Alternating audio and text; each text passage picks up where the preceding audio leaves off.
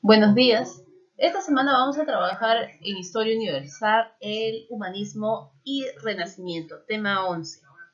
Estas dos corrientes se van a desarrollar en el periodo conocido como época moderna. Y la época moderna significa para Europa importantes cambios a nivel filosófico, político, cultural y artístico.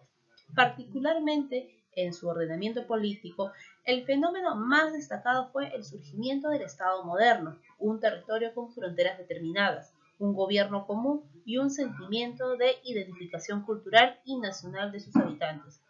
Los reyes fueron quienes iniciaron este proceso a lo largo del siglo XIV al siglo XV. Interesados en conocer el poder de su persona, debieron negociar con los señores feudales, quienes cedieron sus derechos individuales sobre sus feudos a cambio de una serie de privilegios. Los que no estuvieron dispuestos a transar fueron sometidos a través de violentas guerras. Para estas, los reyes contaron con el apoyo de los burgueses, a quienes les interesaba dejar de depender de los señores feudales. De este modo, el concepto feudal de lealtad fue reemplazado por los de autoridad y obediencia, propios, eh, propios en este caso de un Estado con poder centralizado. En el siglo XVII, el poder político de los monarcas se fortaleció hasta eliminar cualquier representatividad, dando lugar a las monarquías absolutas. Entonces nosotros vamos a estudiar acerca de estas corrientes, dando una pequeña introducción de cómo el feudalismo va perdiendo poder y ahora el poder del señor feudal va a pasar en manos de los reyes. Entonces presta mucha atención y toma nota de los datos más importantes. El humanismo. El humanismo fue un movimiento filosófico y literario basado en el antropocentrismo y la revaloración de la cultura clásica. Este resurgimiento de los estudios griegos y romanos subraya el valor que tiene lo clásico por sí mismo, más que por su importancia en el marco del cristianismo. Este humanismo va a surgir en Italia y se va a extender por toda Europa durante el siglo XIV y XV. La influencia de los estudiosos bizantinos llegados a Roma desde la caída de Constantinopla en el año de 1453 contribuyó a consolidar este movimiento. Ahora vamos a ver cuáles eran las características de este llamado humanismo.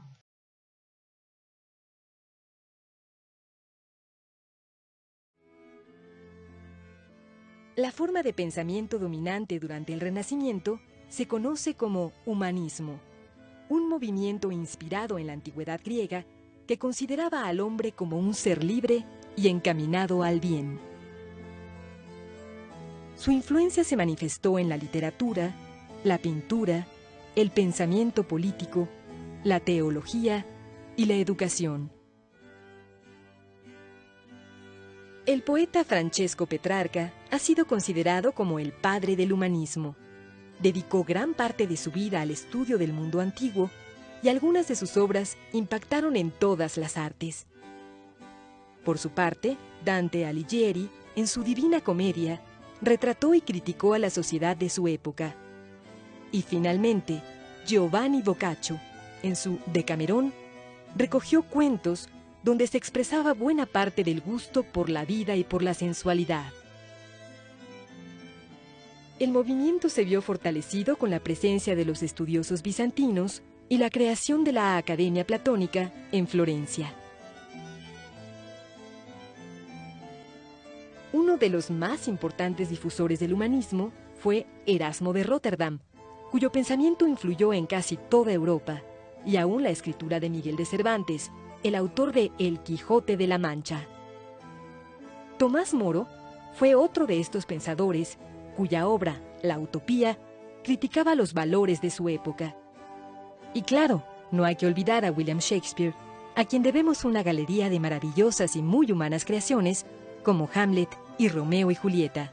Y dentro del pensamiento político sobresale sin duda El Príncipe, de Nicolás Maquiavelo, obra que fue lectura obligada para muchos gobernantes.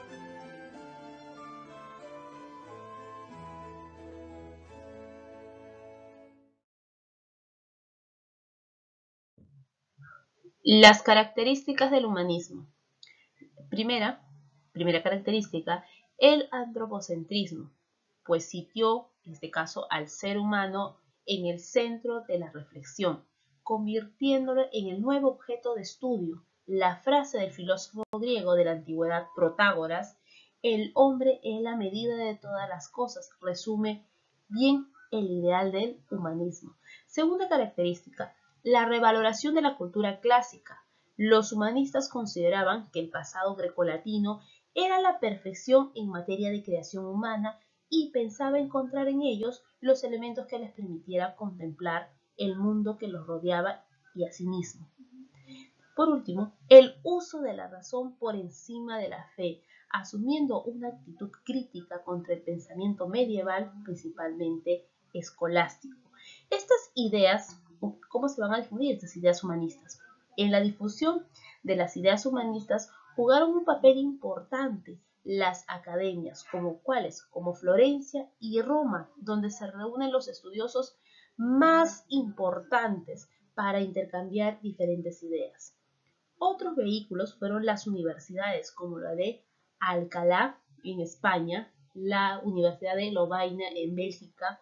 Otros eventos que facilitaron la difusión del humanismo fueron la invención de la imprenta de tipos móviles creadas por el alemán Gutenberg en el año de 1440 y la acción de los mecenas, personajes de gran poder económico que en este caso financiaban y protegían a los pensadores humanistas, especialmente importantes familias burguesas que, aspirando a mejorar políticas, apoyaron el desarrollo cultural y artístico de Europa de los siglos XV al siglo XVI. Entonces es de esta manera como el humanismo va a empezar a difundirse en toda Europa.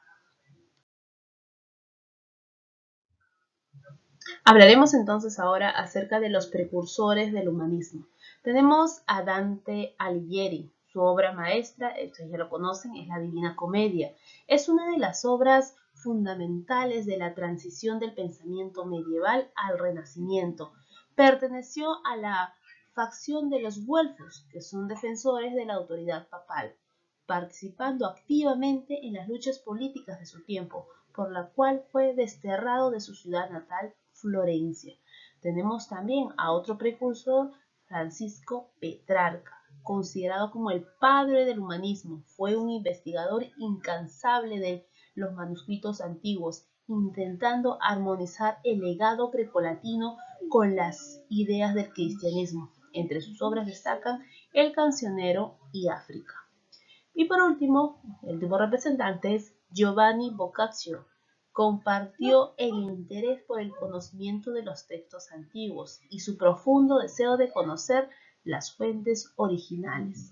Es considerado como el padre de la narrativa moderna. Su obra más destacada fue el Decameron. Entonces, estos son los llamados precursores del humanismo.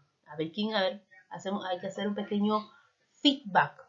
¿Quién es considerado el padre de la narrativa moderna? ¿Quién? Giovanni Boccaccio. ¿Quién escribió la obra África? Francisco Petrarca, ¿cierto? Y sencilla, ¿quién escribe la Divina Comedia? Dante Alighieri. Muy bien, jóvenes. Seguimos entonces para hablar acerca de los principales representantes del humanismo. Principales representantes del humanismo. Luego de que los criterios básicos del humanismo se establecieron, surgieron en Europa importantes exponentes de este movimiento, entre los que destacan es Erasmo de Rotterdam y Tomás Moro. Erasmo de Rotterdam fue llamado el príncipe del humanismo por la gran influencia que ejercía sobre los reyes. Su obra, Elogio de la locura, y su otra obra es Stultitia, que quiere decir laus en latín, es considerada una de las obras más influyentes de la literatura occidental y uno de los catalizadores de la Reforma protestante. Tomás de Moro, en Inglaterra, es el canciller del rey inglés Enrique VIII, y amigo también de Erasmo. Su oposición a la política antipapal del monarca le costó la vida, siendo decapitado. Su obra principal fue Utopía, donde relata la organización de una sociedad ideal, por eso el nombre de Utopía. Otros representantes tenemos a Lorenzo Valla, considerado como el padre de la filosofía moderna, famoso por su declamación contra la donación de Constantino, donde demuestra la falsedad de un documento atribuido al emperador Constantino, que supuestamente donaba al Papa Silvestre los territorios de Italia Central. Tenemos a Marsilio Ficino, fue el principal pensador de la Academia Platónica en Florencia, fundada por el hombre de Estado y mecenas Florentino Cosme, o Florentino Cosme I de Medicis. Deseaba revivir el platonismo y tuvo gran influencia en la literatura, pintura y la arquitectura de esa época. Y por último, a Giovanni Pico de la Mirandola. Este personaje expresa con fuerza los ideales humanistas en sus oraciones sobre la igualdad del hombre.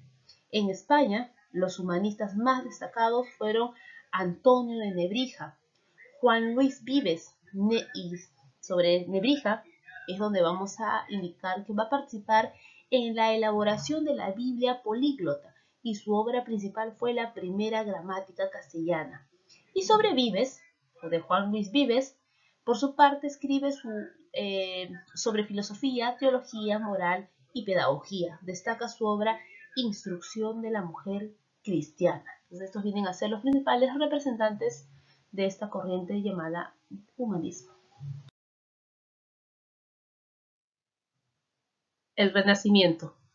El humanismo, la nueva visión del mundo impulsada por la burguesía europea, especialmente italiana, influye profundamente en el arte, dando origen a un movimiento conocido como Renacimiento.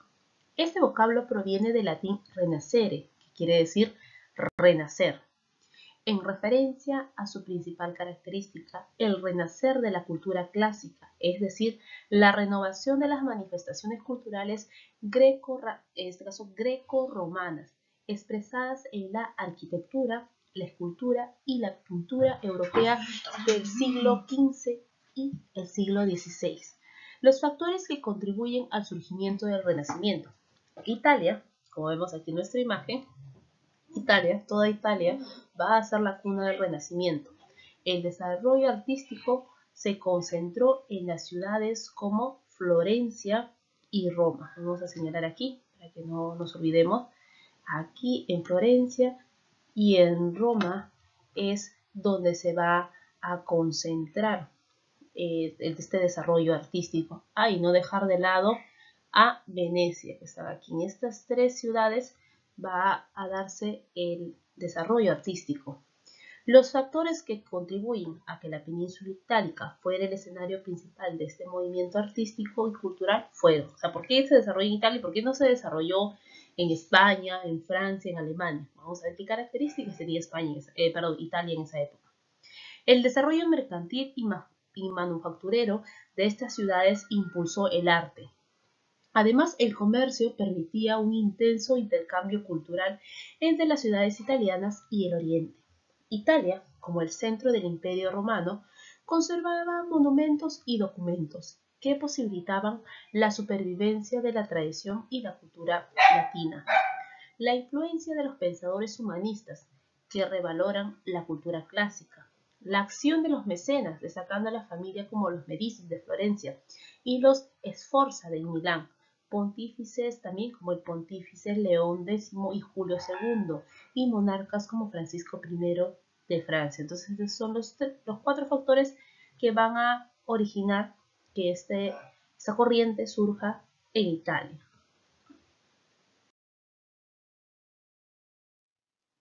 Etapas del Renacimiento italiano. En Italia se desarrollaron dos etapas bien definidas, el Quattrocento y el Cinquecento. En el Quattrocento, que se desarrolla en el siglo XV, tuvo como centro cultural Florencia, en la familia Medici, que eran llamados los mecenas. En esta etapa van a desarrollar lo que viene a ser la arquitectura, pintura y la llamada escultura. Los representantes más destacados en la arquitectura tenemos a Filippo Brunelleschi, quien va a establecer la máxima aportación a la arquitectura renacentista. La perspectiva geométrica, cuyos principios matemáticos elaboró y que luego serán dados a conocer por Alberti, destaca la construcción de la cúpula de la Catedral de Florencia. En la pintura destaca Masaccio, quien revolucionó la pintura florentina. Aplicó la pintura las leyes de la perspectiva científica, desarrolladas por Brunelleschi. Entre sus obras más destacadas tenemos la Trinidad, la vida de San Pedro y San Pablo en la capilla de la iglesia Caminera. Tenemos también a Sandro Botticelli como integrante del brillante círculo intelectual y artístico de la corte de Lorenzo de Medicis. Recibió la influencia del platonismo, que extendía a conciliar las ideas cristianas con las clásicas. Esa síntesis se expresó en su pintura La Primavera y el nacimiento de la Venus. Como podemos apreciar aquí en la parte de abajo, esta viene a ser una obra de Sandro Botticelli, que yo sé que ustedes lo han podido apreciar quizás en el libro o en una página web. En la escultura destaca Donatello. Aquí tenemos una escultura de Donatello y la parte superior viene a ser una arquitectura diseñada por Filippo Brunelleschi. En esta escultura de Donatello plasma en sus obras el equilibrio entre el clásico y el naturalismo. Su maestría técnica, el profundo dramatismo y la tensión moral son los que caracterizan sus obras. Entre ellas tenemos relieves de San Juan Bautista en la Catedral de Siena. También tenemos el David, como está aquí en la imagen, el David de bronce, y Gatamelata, que es una estatua ecuestre de un condottieri de Padua. Estos vienen a ser entonces las tres, los representantes del Quattrocento.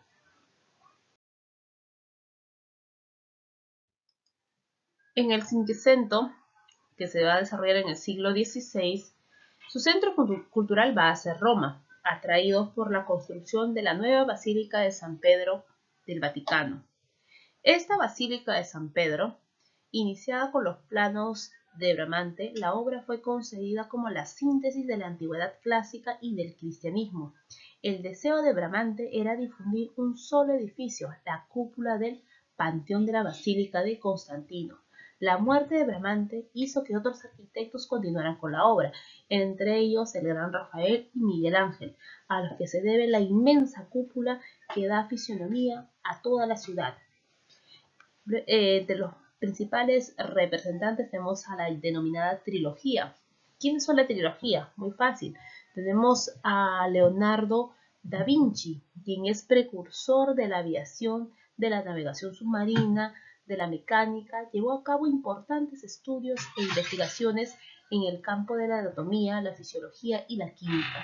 Este eximio artista destaca principalmente como pintor y escultor. Perteneció a la escuela lombarda y fue protegido durante la mayor parte de su vida por Ludovico el Moro.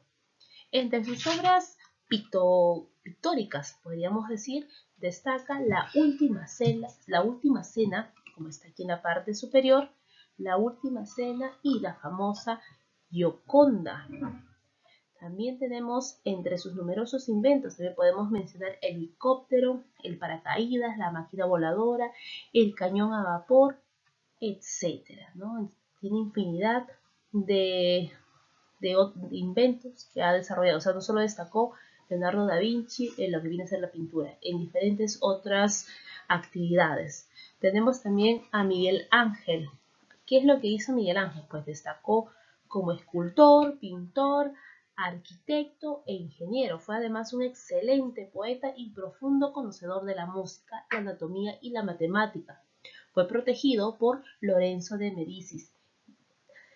En la escultura sobresale el Moisés que adorna la tumba del Papa Julio II. Tenemos la imagen de la Piedad o las vírgenes de la Angustia. Tenemos también la imagen, la estatua de David, una estatua de mármol de más de 4 metros de altura. Las tumbas de los, se encuentran en este caso en las tumbas de los Medicis. Además, podemos destacar otra de sus estatuas como viene a ser el crepúsculo y la noche.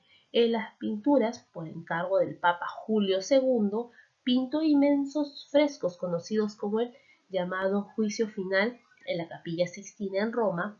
Esta misma capilla fue embellecida con numerosos frescos en singular belleza, como la creación, como se puede apreciar aquí en la parte superior, la creación de Adán, obra de Miguel Ángel. En la arquitectura intervino en la edificación de la Catedral de San Pedro, en este caso en el Vaticano, elaborando los planos de la inmensa cúpula considerada la más grande del mundo. Y por último tenemos a Rafael. Completa con él la trilogía del Renacimiento. Alcanzó como pintor la perfección en el dibujo, el color y el arte. En su primera etapa, influenciado por Leonardo, pintó bellas vírgenes o madonas. A partir de 1508, Rafael trabajó en el Vaticano, donde recibió la influencia de Miguel Ángel. Allí decoró la estancia de la Signatura, cuando 4 compositores llamadas en conjunto la Escuela de Atenas. Luego pintó otras estancias. Asimismo, entre sus cuadros figuran el Parnaso, en la que están representados los más renombrados poetas, como la disputa del Santísimo Sacramento, así como también la Sagrada Familia para Francisco I. Tenemos también otras escuelas que se desarrollaron en el Quinquecento, que viene a ser la escuela veneciana con Giornetti, con su obra La Venus Dormida. Tenemos también la obra llamada El Bacanal, El Laboratorio, El Amor Divino y El Amor Profano. La escuela flamenca, tenemos a su representante Quentin Metzis, con su obra El Bosco, el Prestamista, La Torre de Babel. Y en la escuela alemana tenemos a Alberto Durero, con su obra Autorretrato, Apocalipsis. Y también tenemos la obra tenemos al autor Lucas Granach con su autorretrato. Estos entonces vienen a ser los principales representantes de Cinquecento. Te invito a que repases las lecturas de tu libro para que puedas reforzar el tema que hemos trabajado el día de hoy. Estudia, nos vemos en la tarde. Gracias.